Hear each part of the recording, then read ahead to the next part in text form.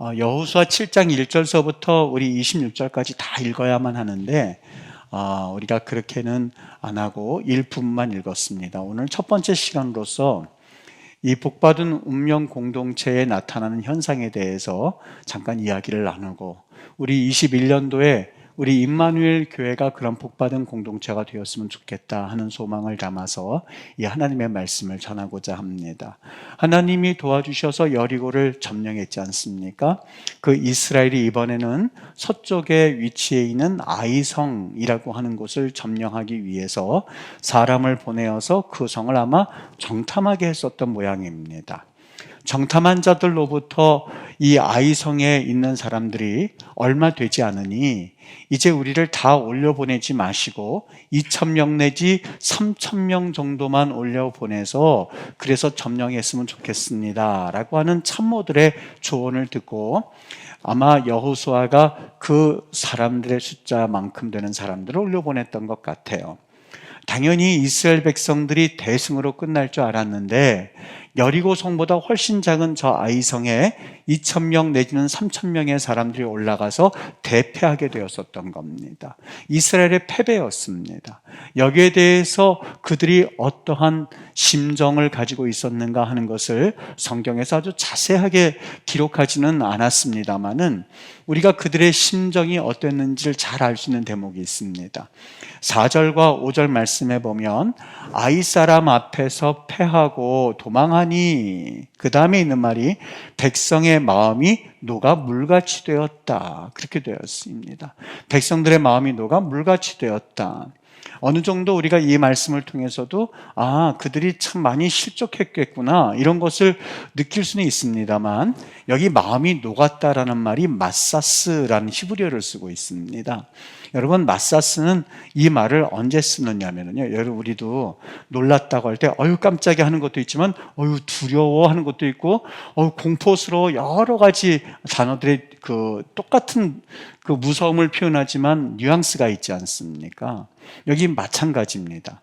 마사스라고 하는 그 말의 의미는 그 모든 상황 가운데서 극한적으로 두려움, 쉽게 말하면 마음이 녹았다는 말을 좀 표현한다면 극심한 공포니까는 이를테면은 이 살벌하다든지 아니면 너무너무 공포스럽다든지 이런 거를 표현하기에 딱 알맞은 단어가 마사스라고 하는 용어입니다. 그러니까 여러분 전쟁 영화에서 보면 전쟁의 죽음의 공포 앞에서 막 바들바들 떠는 그러한 모습을 볼 수 있죠. 바로 그런 걸 쓸 때에 마사스를 쓰거든요. 어떤 상태를 의미하는 겁니까? 이스라엘 백성들이 2,000~3,000명 데리고 올라가서 아이성을 점령하려다 실패하고 나니까 그들에게 극한 두려움이 오게 되었는데, 그 마음 가운데에 이 가나안 정복이 물거품이 되는 것 아닌가 하는 그러한 심정도 있었고, 우리가 이 처음 가나안 땅에 들어왔는데 이 가나안 땅에서 우리가 전부 다 몰살되는 것은 아닐까라고 하는 극한 두려움 가운데 처해 있었던 것을 우리는 그 단어를 미루어서 우리는 짐작해 볼 수 있는 거예요. 에스겔서 6장 11절과 13절에 보면 하나님께서 이스라엘 백성들이 아주 가증한 악을 행했기 때문에 그들에게 내리는 심판 세 가지가 있습니다. 하나는 칼, 하나는 기근, 하나는 전염병이었습니다. 이 칼은 멀리 있는 사람은 전염병에 의해서 죽게 될 것이고, 그리고 남아서 에워싸인 자는 기근에 의해서 죽게 될 것이고, 그리고 가까이 있는 사람은 칼에 엎드려 죽을 거다라고 하면서 하나님이 에스겔 선지자를 통해서 그 백성들에게 심판에 대한 분명한 메시지를 전하시거든요. 참 두렵고 떨리는 그러한 이 메시지가 에스겔 선지자를 통해서 그들에게 전파되어지는 것을 볼 수 있습니다. 요즘 세계를 보면 물론 그전에는 철도 없고 그리고 이 보호막들이 많아서 그런 느낌을 가지지 못해서 아마 이걸 모르지 않았나 이런 생각도 드는데, 요즘 한 해 가면 갈수록 참 불안한 그러한 시대가 되었구나 하는 것을 더 살갑게 느껴지는 것 같아요. 이를테면 특정 뉴스라든지 특별한 사건이 주위에서 엄청나게 많이 일어나고 있습니다. 과거에도 분명히 그런 사건들이 있었을 거예요. 그런데 그렇게 큰 위기감을 느끼지 못했던 것 같아요. 아마 그래도 이 주위에 보호막들이 많아서 그랬던지 아니면 정말 그 위기가 지금보다 약해서 그런지 모르겠는데, 사실 그 위기가 과거나 지금이나 똑같이 있었을 텐데 요즘은 그런 위기감을 더 느끼게 하는 것 같아요. 얼마나 긴박하게 돌아가고 얼마나 긴장하게 만들고 우리를 깜짝깜짝 놀라게 할 만한 사건들이 많이 터지는지 모릅니다. 우리 이 대한민국뿐만 아니라 전 세계가 요동치고 있는 것 같아요. 저는 아직도 인상 깊은 것 중에 하나가 월가에서 데몬스트레이션 했던 것들이 아직 기억이 납니다. 그곳에서는 그러한 데몬스트레이션이 일어날 만한 그러한 장소가 아니거든요. 다른 할렘가라든지 그런 곳에서는 그래도 이해가 될 만해요. 근데 월스트리트에서 그런 일이 일어났다? 사실 저한테는 충격으로 다가왔었는데, 우리 이번 주에 어떤 뉴스를 접하셨습니까? 세계 최고의 안전국가라고 여겨졌던 미국에서, 그것도 우리나라 말로 말하면 미 의회 의사당, 우리나라 국회의사당에서 거기를 점령해가지고 거기 물건들을 탈취한다? 여러분, 이것은 정말 누구한테 말하면 에이 무슨 꿈 같은 소리야 이렇게 말할 만한 일들이 실제로 일어났었던 거예요. 사진을 찍었는데 그 하원 의원 그 집무실에서 발을 올리고 자기 이 폭도들이 사진 찍는 광경을 보면서 온 세계 사람들이 아연실색했습니다.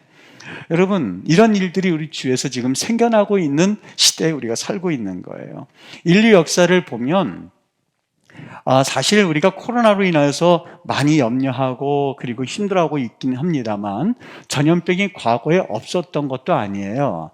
1347년에 아시아 내륙에서 시작되었던 패스트가 유럽을 휩쓸었지 않습니까? 그때 유럽 인구가 얼마나 죽었느냐면 자그마치 5분의 1이나 되는 유럽의 수많은 사람들이 그 패스트 흑사병으로 죽었던 적이 있었습니다.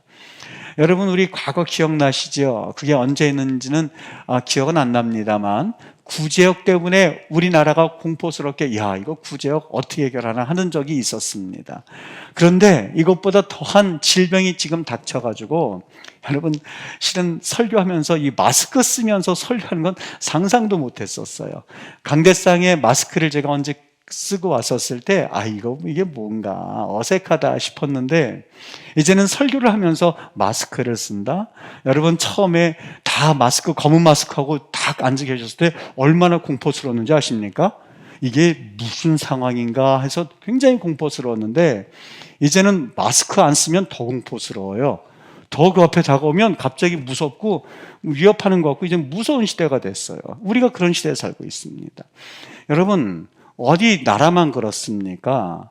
개인도 마찬가지입니다. 어느 날 건강하던 남편이 갑자기 흔들리고 그래서 질병에 걸리기도 하고, 지금까지 나를 도와주던 아내가 우울증에 걸려서 갑자기 삶의 의욕을 잃어버린 채 허공만을 쳐다보고 있는 상황이 생겨나기도 하고, 한 번도 내 자녀만큼은 이런 걱정 없을 거야 라고 하는데 마치 뒤통수를 치는 것처럼 자녀가 문제를 일으키기도 하고 반항하면서 사실상 그동안 이것만큼은 나의 희망이라고 하던 것들이 와르르 무너지는 소리가 이곳저곳에서 들리지 않습니까? 여러분, 그때 어떤 태도를 취하고 있습니까? 하는 그런 문제입니다. 내 삶에 아무것도 남지 않아도 이것만큼은 나는 붙잡을 수 있다 하는 것들을 하나님께서 흔드실 때에, 아니면 그것들이 흔들릴 때에, 여러분, 이 부모님들이 이 한탄한 소리를 들어요. 그렇죠. 과거에 자녀 하나만큼은 얘 얼마나 예쁩니까? 아기 때 방글방글방글대고, 그리고 얘하고 밥 먹으라면 말 잘 듣고 할 때는 너무너무 예쁘죠. 오직 얘만큼은 평생토록 내가 의지할 대상인 줄로 알고 있다가, 여러분 10대 때 보십시오. 부모님들이 뭐라고 그러는지 아십니까? 제일 많이 하는 소리 중에 하나가요, 조금 자라서 7살만 되면 엄마들이 하는 소리가 아유 목사님 얘 다시 뱃속에 집어넣을 수만 있으면 좋겠어요. 그런 소리를 못 들어보셨습니까? 10대 보십시오. 정말 그 부모님들이 하는 소리가요, 원수도 그런 원수가 없답니다. 정말 기가 막히답니다. 여러분, 이 자녀만큼은 나의 희망이다라고 생각을 했지만 내 삶에 이 녀석도 남지 않았다라고 생각할 때에 여러분, 그 상황을 어떻게 여러분이 이겨나가시냐 하는 거예요. 아유, 내가 저 남편만 만나지 않았어도 내 인생 괜찮았을 텐데 하는 소리를 종종 듣거든요. 정말입니까? 여러분, 그 남편만 안 나면 정말 여러분의 인생이 달라졌다고 생각하십니까? 내가 저 여자만 만나지 않았으면 내 인생 가운데서 과거에 이 시간만 없었더라면 나는 괜찮았을, 정말 그렇다고 생각하십니까? 여러분, 이스라엘 백성들을 보십시오. 전쟁에서 실패했을 때에 어떻게 해야만 하겠습니까? 누구야? 누가 지금 그때 2, 3천 명만 올라가지고 한 놈 누구야? 누가 지금 그거 말했어 하면서 그 잡아가지고 그 사람 경질시키고, 그리고 그 사람에 대해서 여러 가지 분명한 자신의 책임을 지워야만 속이 시원할까요? 사실 이스라엘 백성들이 교만한 건 있었어요. 여호수아 8장 25절에 가서 보면 이스라엘 백성들이 여기 그 아이성 백성들이 남녀노소 할 것 없이 해서 12,000명이 그곳에 살고 있었어요. 그러니까 우리가 이 대충 4분의 1 정도를 이 가용 인력, 다시 말하면 전쟁에 나갈 수 있는 인력으로 우리가 생각을 하는 걸 보면 2, 3천 명 정도가 맞아요. 그 정도의 사람들이 그 아이성에 있었던 거예요. 그러니까 그것을 본 사람들이 그래도 정확하죠. 다 올라가지 말게 하고 2천 명 내지 3천 명만 올라가게 하십시오라는 작은 성에 대해서 이스라엘 백성들은 몇 명이에요? 60만 명이에요. 모든 인구를 다 하면 200만 명이 넘는 사람들이 겨우 12,000명 있는 성읍들 때문에 그렇게 혼란할 필요가 있겠습니까? 너무나 이성적이고 너무 그래도 이 생각 있는 그러한 조언을 했었던 거예요. 근데 그들이 간과한 게 있었어요. 교만했기 때문에. 어떤 게 옮겼는지 아십니까? 아이성은요, 지금 우리가 생각하는 일반 평지에 있었던 게 아니었었어요. 여리고성은 평지에 있었죠. 평지에 있었고, 아이성은 지도 1번을 한번 보여주시면은요, 오른쪽이 여리고성이고 왼쪽이 아이성이거든요. 대략 한 20km 정도 떨어져 있어요. 동쪽과 서쪽으로 이렇게 나뉘어져 있어서 이 여리고는 동쪽이라고 한다면, 그리고 아이성은 서쪽에 위치해 있거든요. 그런데 여기 하나의 아주 중요한 수수께끼 같은 거 하나가 있는데, 여러분, 왜 아이성을 점령할 때는 더 주의하는지 아십니까? 지도 2번을 한번 보여주실래요? 보면 지금 이거는 여리고성에서 이번에 성지순례할 때에 여리고성에서 찍은 사진이에요. 아이성이 어디 있냐면 지금 저기 아이성이라고 되어 있는 곳 있죠. 왼쪽에 그게 아이성이에요. 저 산을 한 번 더 넘어가면 저기 가까워 보여도요 20km 이상 되는 거리입니다. 저기가 아이성이 숨겨져 있는데 그 아이성이 어떠한 전략적인 요충지이냐면, 오른쪽에 보면 A 지역이 있고 B 지역이 있죠. 이 B 지역이 바로 이스라엘 백성들이 진을 치고 있는 지역이라고 한다면 A 지역은 아이성이 있는 지역이에요. 아주 똑같이 써서 제가 A, B로 나뉘었는데 저거를 그대로 아이성에 갖다 놓고 보시면 틀림이 없습니다. 그러니까 여러분, B 지역에서부터 공격해서 A 지역까지 올라가야만 하거든요. 어떻습니까? 여리고 같은 평지에서는 전쟁을 할 때는 1대4 법칙이에요. 전력이 침공하고자 하는 자는 침공당하는 자의 4배 전력이 필요한 거예요. 같은 비등한 그 조건에서는요. 근데 저처럼 아이성처럼 800m 고지에 있는 지역을 점령하기 위해서는 전력이 10배, 20배 이상 필요했었던 거예요. 그 안에서 전쟁할 수 있는 사람이 됐어요. 이제는요. 2,000명 내지 3,000명이라고 한다면 올라가는 전력이 몇 명이 돼야 돼요? 대략 2만 명에서 4만 명 정도는 돼야 사실상 점령을 할 수 있는데, 좀 교만했어요. 여리고성을 쉽게 점령하다 보니까 쉬운 것이 자기네들 힘으로 점령했습니까? 전쟁 한번 치러보지 않고 하나님께서 빙빙 돌라고 하니 그 명령에 순종해서 이겼던 거죠. 하여간 그들이 우리가 점령했다고 하는 착각 속에 빠진 나머지 아이성도 우리가 금방 점령할 수 있을 거야 라고 하는 그런 교만한 생각으로 올라갔고 그들이 패배했었던 겁니다. 여러분, 이 정도만 됐으면 어떤 놈이야 이 소리 한번 할만하지 않습니까? 누가 그 조언한 거야 할만하지 않습니까? 이유가 어떤 이유 때문에 2,000명, 3,000명 계산이 나온 거야 라고 하면서 분명히 책임자를 경질했어야만 했었어요. 근데 그들이 어떤 태도를 취했는지 아십니까? 여호수아 7장 6절 말씀이요. 여호수아가 옷을 찢고 이스라엘 장로들과 함께 여호와의 궤 앞에서 땅에 엎드려 머리에 티끌을 덮어 쓰고 저물도록 있더라.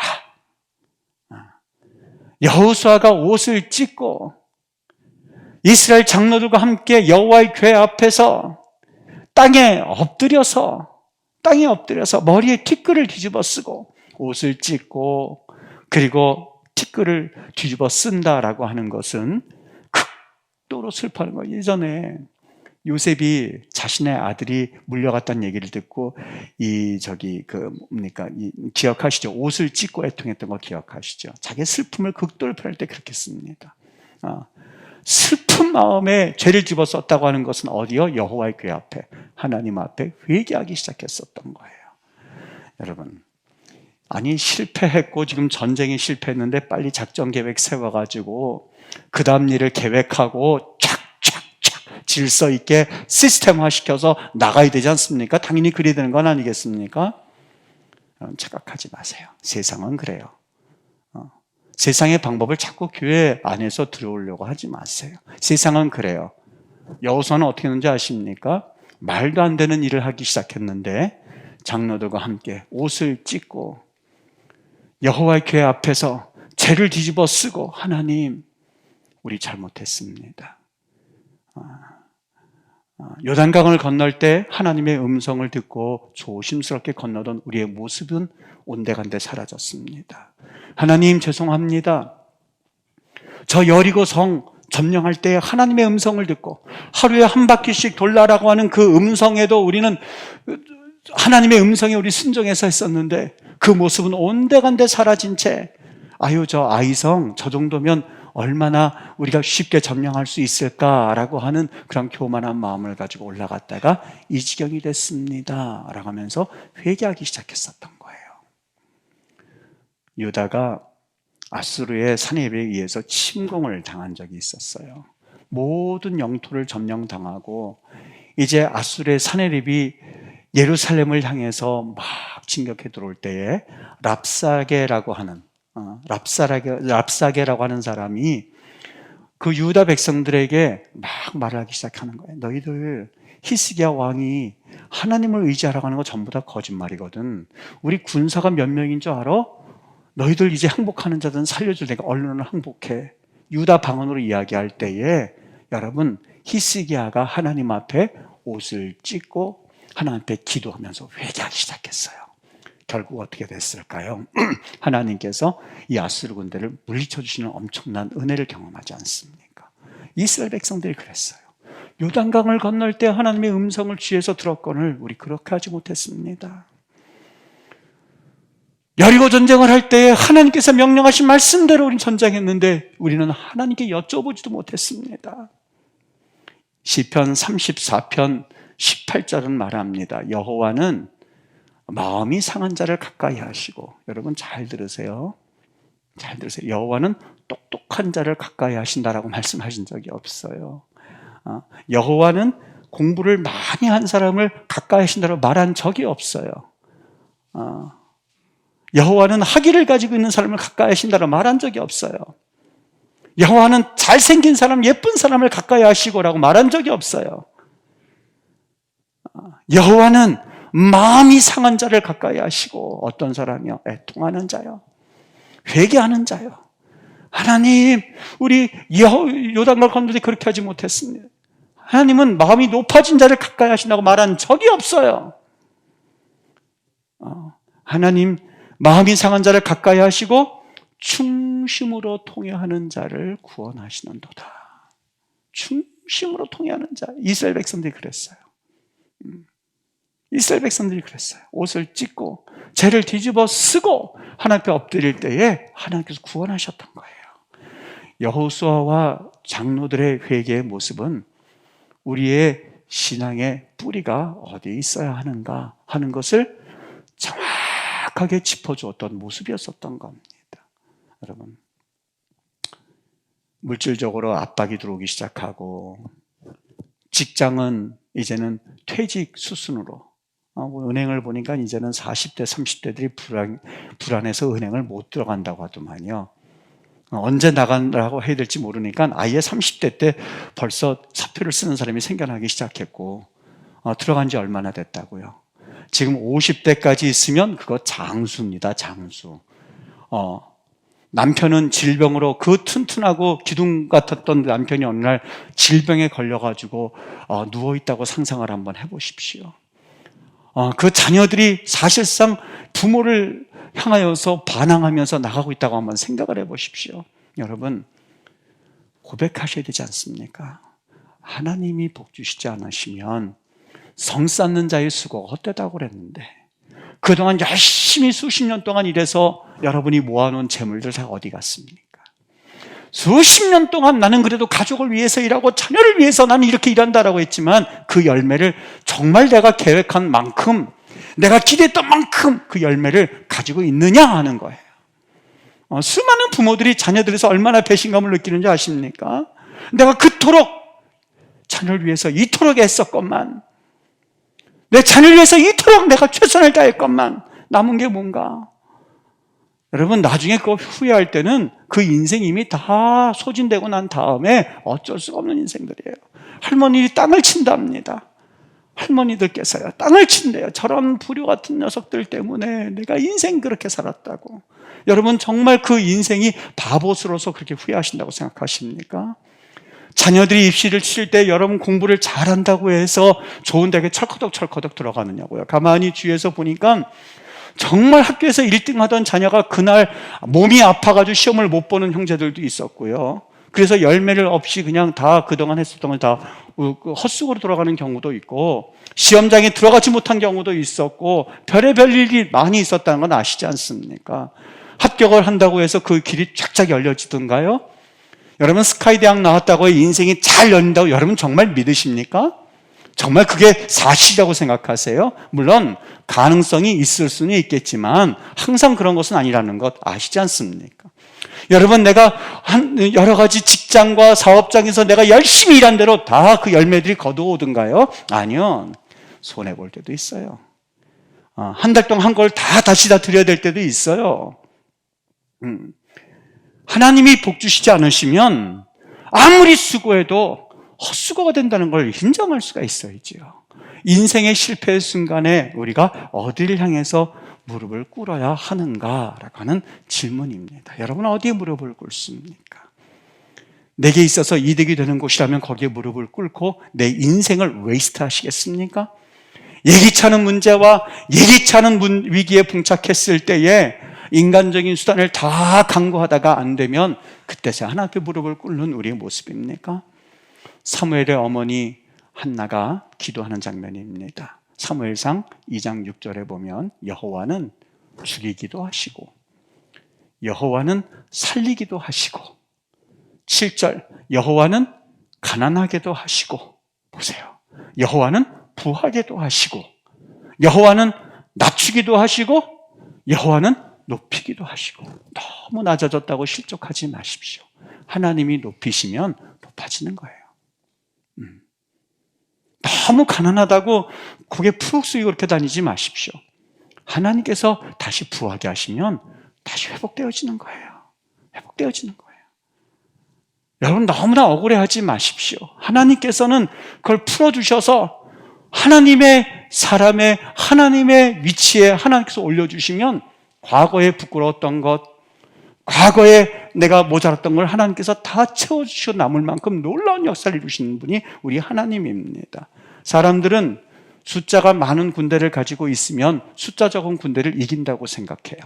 무기가 뛰어나면 무기가 형편없는 군대를 이길 수 있다고 생각을 해요. 로마 군대는 어떻게 했게요? 최고의 군대, 최고의 숫자, 최고의 병력을 가지고 그들은 사실상 보잘것없는 무기, 보잘것없는 사람들을 가졌던 반달족에 의해서 무너졌던 건 너무 유명한 일이지 않습니까?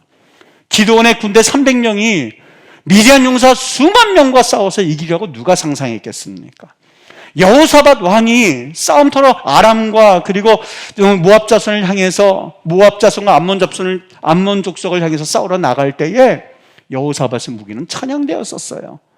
여러분, 이게 상상이 되는 일입니까?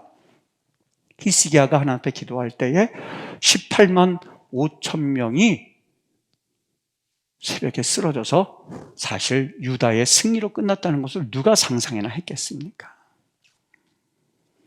산과 산 사이를 다니다 보면 골짜기를 만나기 마련입니다. 그 골짜기를 통과하지 않으면 양은 아무것도 먹을 수가 없거든요. 골짜기를 다닐 때에 사실 두려움이 있기 마련입니다. 죽을 것 같습니다. 여러분 펭귄 아시죠? 펭귄이 영하 50도에 새끼를 낳고 그리고 그 추위를 이겨내어서 그 새끼를 키워낸다고 합니다. 바람이 180km 시속이요. 우리 바깥에서 영하 한 10도만 돼도 그냥 굉장히 춥지 않습니까? 근데 이 펭귄은 영하 50도, 180km 그 바람에도 자기 새끼를 키워내는 그런 힘을 가지고 있어요. 그 이유가 뭔지 아십니까? 펭귄은 지방이 삼겹이랍니다. 지방이 삼겹. 하나 뚫고 들어와서 또 추우면 그 다음이 자기를 막아주고 그거 뚫고 들어오는 그런 찬바람이면 세 번째가 자기를 막아주어서 그 추위를 다 이겨낼 수 있다고 합니다. 우리가 사실상 음침한 골짜기를 다닐 때에 우리에게도 영적 지방이 필요하거든요. 영적 지방이 필요하거든요. 한 번도 걸어가지 않은 2021년도를 걸어갈 때에 여러분 2020년도까지 내가 아무 일이 일어나지 않았다고 해서 2021년도도 다 아무 일이 일어나지 않겠지라고 걸어갈 필요 없습니다. 그렇지 않습니다. 인생은 골짜기를 걸어갈 때도 있고 건강했었지만 어느 순간에 무너질 수도 있고 그리고 내가 뭔가 할 수 있을 것 같았지만 어느 순간에 그게 꺾여져서 내 용기가 부족할 때도 있어요. 2020년도까지 너무나 힘들었다고 그래서 2021년도 또 힘들겠지? 아니요. 하나님께서 부하게 하시기도 하고 하나님께서 높이기도 하시는 그런 역사에 하나님 우리는 믿으셔야만 합니다. 하나님이 우리의 주관자이심을 믿으시고 내가 때로는 높은 골짜기에 있을 때나 높은 산에 있을 때나 낮은 골짜기에 있을 때에 하나님 옷을 찢고 회개하며 특을 무릅쓰고 하나님 앞에 기도하는 그런 겸손한 하나님을 인정하는 은혜를 우리가 가지고 있으셔야 할 줄 믿습니다. 하나님께서 여시면 닫을 자가 없을 것이고 믿으십니까? 하나님께서 여시면 하나님께서 열어주시고 하나님께서 복 주시는데 누가 그걸 막을 수 있겠습니까? 우리 흔히들 얘기하지 않습니까? 사람이 돈을 쫓아가면 돈을 못 벌어요. 돈이 쫓아와야만 버는 것처럼 세상 사람들도 그래요. 하나님 모르는 사람도 그래요. 여러분 하나님께서 복을 주셔야만 합니다. 하나님께서 복을 주셔야 올라갈 수가 있고 하나님께서 복을 주셔야 싸울 수가 있고 하나님께서 복을 주셔야 자녀들도 잘 될 수 있어요. 그 자녀들 우리가 돈으로 그냥 교육시킨다고 해서 되는 것 아닙니다. 그렇지 않아요. 하나님께서 붙잡아 주셔야 돼요. 어느 분이 자랑을 하는 거예요. 자녀가 이렇게 됐고 그리고 스카이에 들어가서 어떻게 그냥 자랑하시는 분이 있었어요. 제가 최근 언젠가 생각이 나서 전화를 해서 이런저런 얘기를 하다가 아참 그때 자녀 결혼했을 텐데 하니까 아직 결혼은 안 했대요. 그럼 졸업은 했을 텐데 지금 뭐 합니까? 했더니 에이 그냥 뭐 프리랜서로 뭐 조금 쉬지 뭐 이렇게 얘기를 하는데 그때 마음에 와닿은 게 있었어요. 아 그렇구나. 그냥 그분의 자랑은 자녀 자랑이었었어요. 자녀 빼놓으면 말할 것이 없을 만큼 그런 분이었었어요. 그런데 막상 졸업하고 나니까 사실 다른 일과 평범하게 지내는 것을 이야기를 하면서 조금 예전보다 겸손하게 되어지는 모습을 좀 볼 수 있었거든요. 여러분 어떻습니까? 때로는 우리 하나님이 부하게도 하시고 또 우리 하나님께서 높이기도 하시는 하나님을 믿으시고 하나님을 겸손하게 주님 앞에 엎드리는 은혜가 있어야 하실 줄 믿습니다. 하나님이 우리를 살리려고 하시면 죽을 병에 걸린다 한다 할지도 우리는 살아날 수가 있습니다. 전쟁에 나가서 모든 사람이 다 위험에 처해 있던더라도 하나님께서 건지시면 하나님이 우리의 불빛이 되시는 은혜가 있는 줄 믿습니다. 우리 하나님 앞에 여러분 국가적인 재난이 지금 이렇게 진행되고 있는데 어떻게 살아야만 할까? 어떻게 우리 그리스도인은 조금 살아가는 방법과 사는 모습이 달라야겠죠. 왜요? 우리에게는 이 세상을 떠나고 나면 천국 간다라고는 믿음이 있는데 세상 사람들보다 더 바들바들 떨고 하면 그들이 볼 때에 뭐라고 생각을 하겠습니까? 너희들 천국이 있다면서 왜 그래 도대체? 더 좋은 거 아니야? 하는 얘기를 그 세상 사람들 들었을 때 얼마나 부끄럽게 되겠습니까? 여러분 무섭지 않라는 말이 아니에요. 그들도 무서웠을 거예요. 이스라엘 백성도 무서웠을 거예요. 울었을 거예요. 하나님 무서워 죽겠어요. 그러나 그 대상이 다 있었어요. 누구예요? 여호와의 궤 앞에서. 세상을 향해서는 담대하십시오. 그리고 하나님 무서워요. 코로나 걸릴까 봐 정말 두려워요 하는 거는 누구 앞에서? 하나님 앞에서. 근데 이게 거꾸로 돼 있는 거예요. 그냥 기도하십시다. 하나님 앞에 무릎 꿇읍시다 할 때는 하나도 감동이 없어요. 근데 세상 앞에서는 어떡하지? 큰일 났네. 그들과 같이 어울려 산다면 여러분 이거는 사실상 하나님 믿는다고 할 수가 없지요. 그 앞에서는 담대하십시오. 왜냐하면 우리는 걸어다니는 성경이기 때문에 그래요. 그들이 볼 때는 우리가 성경이에요. 여러분이 성경이에요. 우리가 하나님의 복음을 가지고 있는 하나님의 말씀, 하나님의 사자들이에요. 담대하게, 그거 뭐 하나님께서 하시지. 하나님께서 채우시지. 뭐가 이렇게 두려워. 똑바로 살아야지. 딱 말씀해 주시고 교회 나와서는 하나님, 그렇게 외쳤지만 저 손 떨려서 죽는 줄 알았습니다. 하나님. 하나님 이거 코로나 걸리면 어떡하는지. 나부터 하나님 흔들리면 안 되지 않습니까? 또 기도하는 거예요. 그들이 그랬죠. 여호와의 궤 앞에서, 하나님 앞에서, 하나님께. 우리 똑같은 사람이거든요. 다 두려워요. 그러나 하나님 앞에서 하고 나가선 담대하게 믿음으로 사는 것, 이것이 바로 그리스도인들이 살아가는 또 하나의, 이거는 그렇다고 해서 이중인격이 아니에요. 그렇지 않습니다. 담대하십시오. 하나님께서 지키실 것이고 하나님께서 보호하실 것이고 우리는 천국 백성 된 사람들이고 천국을 소망하는 사람들이기에 분명하게 하나님의 도우심 가지고 올 한 해 승리하게 될 줄 믿습니다. 복받는 믿음의 운명 공동체가 되어서 하나님께 영광 돌리는 거룩한 죄 백성들 되시기를 예수님의 이름으로 축복합니다.